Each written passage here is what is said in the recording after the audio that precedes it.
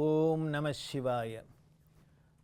பாலும் தெளிதேனும் பாகும் பருப்பும் இவை நான்கும் கலந்துனக்கு நான் தருவேன். கோலம் செய் துங்கக் கரிமுகத்து தூமணியே நீ எனக்கு சங்கத் தமிழ் மூன்றும் தாம்.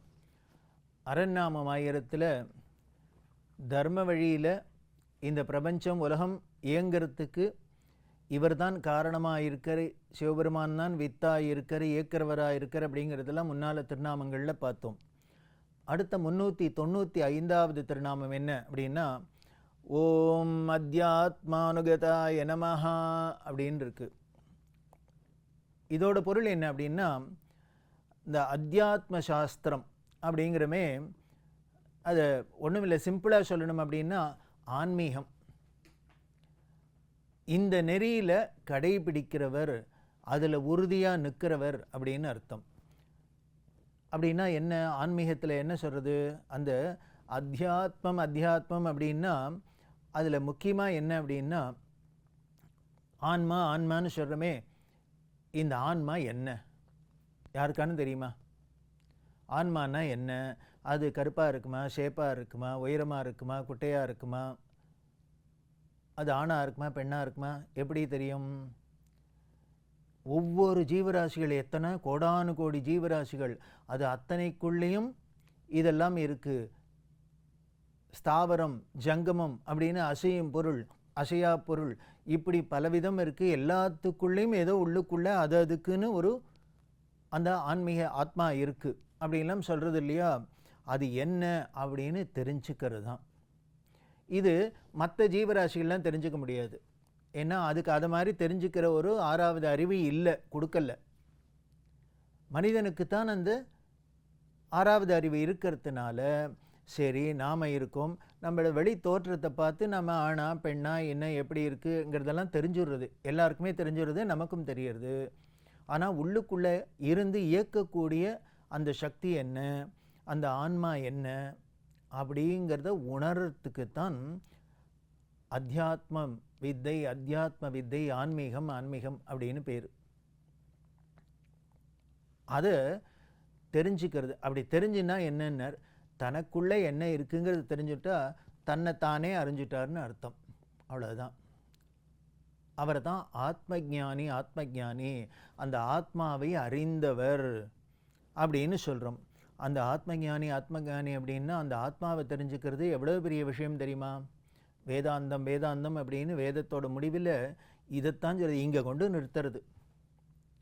நீ ஒன்று சாதாரண ஒரு பிறந்த மனுஷனாக தெரிஞ்சின்றதுலேருந்து ஆரம்பித்து வெளி உலகத்தில் எல்லாத்தையும் தெரிஞ்சுக்கிறோம். அண்டச்சராச்சரத்தில் இருக்கிறதுல நம்மளோட அந்த விஞ்ஞான அறிவுனால அதுதான் விஞ்ஞானம் அப்படிங்கிறோம். அது மூலியமாக என்னத்தெல்லாமோ தெரிஞ்சுக்கிறோம் பிரபஞ்சத்தில்.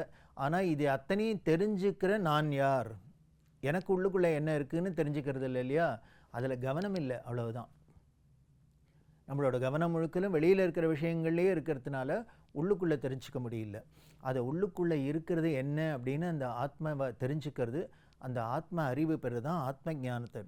அதில் என்ன அப்படின்னு அந்த வழியில் போகக்கூடியவர்.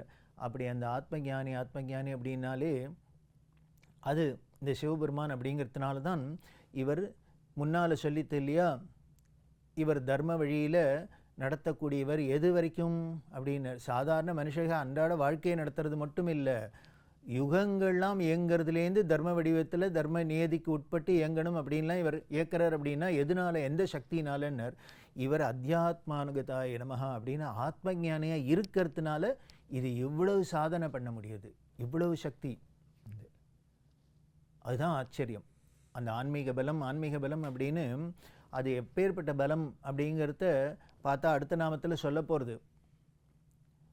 அந்த ஆத்மஞானி அப்படிங்கிறதே நமக்கு எல்லாருக்கும் தெரிஞ்சு, நம்ம கண்ணை எதிர்க்க ஏதோ புராணம் இதிகாசம் அப்படின்னு பழங்கதையே வேண்டாம். நம்மளோட வாழ்க்கையில் பார்த்த ஞானிகள்லாம் இருக்காரே, காஞ்சி மகா பெரியவர் இருந்தார், ரமண மகர்ஷி இருந்தார், சேஷாத்ரி சுவாமிகள் இருந்தார். அதுக்கு முன்னால் பார்த்தாக்க சதாசிவ பிரம்மேந்திரர் அப்படின்னு இருந்தார். இவர்கள்லாம் ஆன்மாவை உணர்ந்த ஞானிகளாக இருந்ததுனால அவர்களோட தவ வலிமை சக்தி எப்படி இருந்தது அப்படிங்கிறத நமக்கு அவர்களோட வாழ்க்கை வரலாறுலாம் காமிக்கிறது. உதாரணத்துக்கு சொன்னோம் அப்படின்னா, சதாசிவ பிரம்மம் தன்னோட அந்த சரீரத்தை மறந்து, நமக்கெல்லாம் சரீரம் தான் ஞாபகம் இருக்குது, உள்ளுக்குள்ளே இருக்கிற ஆன்மா மறந்து போயிடுது. ஆனால் இந்த ஆத்ம ஞானிகளுக்கெல்லாம் என்னென்ன, வெளியில் இருக்கிற உடம்பு மறந்து போயிடுது, உள்ளுக்குள்ளே இருக்கிற ஆத்மா மட்டும் ஞாபகம் இருக்குது. இதான் அங்கே வித்தியாசம். அப்படி அதில் அந்த என்ன ஆத்ம நிஷ்டையில் இருக்கார் அப்படின்னா, சமாதியில் இருக்கார் அப்படின்னா என்ன, இதான் அதில் ஊனி இருக்கிறது. ஏன்னர், அந்த ஆத்மாங்கிறது என்னன்னர், அதோட ஸ்வரூபமே இன்பம். அந்த இன்பம் அப்படின்னா சாதாரண இன்பம் இல்லை, பேரின்பம். அதனால் அந்த பேரின்பத்துக்குள்ளே மூழ்கிட்டதுனால அதுலேருந்து வெளியில் வரத்துக்கு முடியல, தேவையில்லை. யாராவது ரொம்ப ஹாப்பியாக இருக்கிறதே அதை விட்டு கொஞ்சம் வெளியில் வந்து கொஞ்சம் கஷ்டப்பட்டால் தேவையில்லை சார்னு யாரான்னு நினைப்பாடா? ஒரே கஷ்டத்தில் மூழ்கி இருக்கிறவனா கொஞ்சமான நமக்கு ஒரு சந்தோஷம் கிடைக்காதான்னு தான் பார்ப்பேன். சந்தோஷத்திலே இருக்கிறவன் அதை விட்டு வெளியில் வரணும்னு நினைப்பாடா? நினைக்க மாட்டான். அதை மாதிரி அந்த பேரின்பத்தில் மூழ்கி இருக்கிறதுனால இவர்களுக்கு அந்த உடல் பிரஜையே இல்லாத இருக்குது. இவர் பாட்டுக்கு போயின்னு இருக்கார், உடம்புல துணி கூட இல்லாத இருக்கார். அதனால தான் அவதூதர் அப்படிங்கிறது. அதாவது நம்மளாவே எல்லாத்தையும் களைஞ்சிட்டோம் அப்படின்னாக்கா அது பரிகாசமாக போயிடும். ஆனால் அதுவாகவே எல்லாம் விட்டு போச்சு அப்படின்னா அப்போ என்ன பண்ணுனார், உலகமே ஒன்றை பார்த்து கொண்டாடுமா. அப்போது அது வித்தியாசமாக தெரியாது, அது விகாரமாக தெரியாது. கொடியோட பழம் இருக்குது, காய் இருக்குது. அது என்ன பண்ணும், காயாக இருக்கிறதே பழமாக இருக்கிறதே அதோட ஒட்டின்னு இருக்குது. நல்ல பழுத்த பழமாகிடுத்துன்னா என்ன பண்ணும்னார், தானே கொடி விட்டு போயிடுறது. அதைப்போல் இந்த சரீர பிரஜை அப்படின்னு சொல்லக்கூடிய இந்த நமது உடல் மேலே இருக்கிற இந்த அறிவுங்கிறது தானே கழண்டு போயிடுது. அப்படி தான் இவர் போயின்னு இருக்கார். போகிறவருக்கு எப்படி இருந்தது அப்படின்னார், எய்த்தாப்பில் செவுரு இருக்கா எது இருக்குன்னு கூட தெரியாது. அவர் பாட்டுக்கு சர்ன்னு போயிட்டே இருப்பார். போயிண்டா, சார் என்ன சார் இது செவுரு இருக்கிறதே, இவர் பாட்டுக்கு போனார்னா செவுரு சும்மா விடுமா? மண்டையை மோதி ரத்தம் வந்து உடைக்கணுமோ இல்லையோ? உடைக்குமான்னார். உடைக்கல. இவர் எங்கே போகிறார்னார், நவாப் ராஜா அரண்மனை, அது வழியால் இவர் இவருக்கு இங்கே தான் போகணும் அங்கே தான் போகணும் இல்லை, சித்தம்போக்கு சிவம்போக்குன்னு முன்னமே சொல்லியிருக்கோம். இப்படி போயிட்டே இருக்கிறது அரண்மனை. அந்த அரண்மனைக்குள்ளே செவரெல்லாம் இருக்குது, இவர் பாட்டுக்கு தாண்டி போயிட்டே இருக்கார். காவலாளிக்கெல்லாம் ஆச்சரியமாக, என்ன அது செவத்துக்குள்ளே இந்த ஆள் போடுறான், அந்த பக்கம் வரான். பார்த்தா நிர்வாண சாமியாராக இருக்கார். ஆச்சரியமாக இருந்தது. அப்படி போகிறவர் என்ன பண்ணார், ராஜாவோட அந்தப்புறம் படுக்கிற, அங்கே ராஜாவும் ராணியும் படுத்துட்டுருக்கா. இவர் பாட்டுக்கு அந்த வழியால் இந்த பக்கத்து கதவால் போனார், இந்த பக்கத்து செவரு வழியால் போனார், அந்த பக்கம் செவரு வழியால் போகிறார். திடீர்னு முழிச்சு பார்த்தா ராஜாவுக்கு தூக்கி ஏறிப்பட்டது. என்னையாது, நம்ம அரண்மனையில் இவ்வளவு காவல் உள்ள இடத்துல ஒரு நிர்வாணமாக ஒரு ஆள் எப்படி வந்தால், கதவெல்லாம் பாட்டுக்கு சாத்தி கிடக்கு, இவர் பாட்டுக்கு உள்ளவரே இவர் பாட்டுக்கு போகிறாரு அப்படின்னு ராஜா கோவம் வந்துடுத்து. உடனே என்ன பண்ணான்னு, நேர தன்னோட வாழை உருவினா, அவரை துரத்தின்னு போனால் நேர கையை வெட்டினான். கையை வெட்டியாச்சு. சதாசிவ பிரம்ம கை கீழே விழுந்துருத்து, அது துண்டாக விழுந்திருக்கு.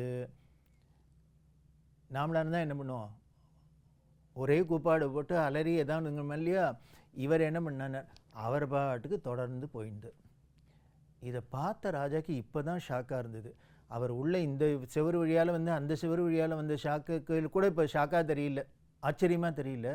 என்ன அது ஒரு ஆளை கையை வெட்டியிருக்கோம், கை பாட்டுக்கு கீழே கிடக்கு, இந்த ஆள் பாட்டுக்கு பேசாத போயின்னு இருக்கார். அப்புறம்தான் புரியுறது இவருக்கு. உடனே அவரோட பெருமையை தெரிஞ்சுட்டு தன்னோட தவறை உணர்ந்து ஓடி போய் காலில் விழறான். இப்பேற்பட்ட ஆத்ம ஞானின்னு தெரியாத நான் பண்ணிட்டேன், யாரோ ஏதோ எவ்வளோ நிர்வாணமாக ஒருத்தர் இப்படி அந்த புறத்தில் வந்துட்டாரேங்கிற நான் கோவத்தில் இருந்துட்டேன், அதனால் என்னை மன்னிக்கணும் அப்படின்னு சொல்லிட்டு அந்த கையை வெட்டிட்டேன், இப்போ என்ன பண்ணுறேன்னு தெரியல அப்படின்னு அந்த கையை எடுத்துன்னு வந்து காமிக்கிறான். உடனே இவர் சிரிச்சுட்டே, அதனால் பரவாயில்ல, அது எங்கே இருந்ததோ அங்கேயே வெய்யுங்கிறார். உடனே கையை தூக்கி இப்படி வச்சா அவ்வளோதான், ஒட்டின்னு கொடுத்து இவர் பாட்டுக்கு போயிட்டார்.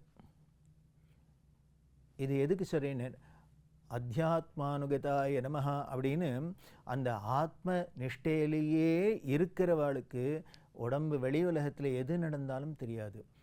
அதுதான் அங்கே அந்த ஆன்மீகத்தோட பெருமை, அந்த ஆன்மாவை உணர்றதோட பெருமை.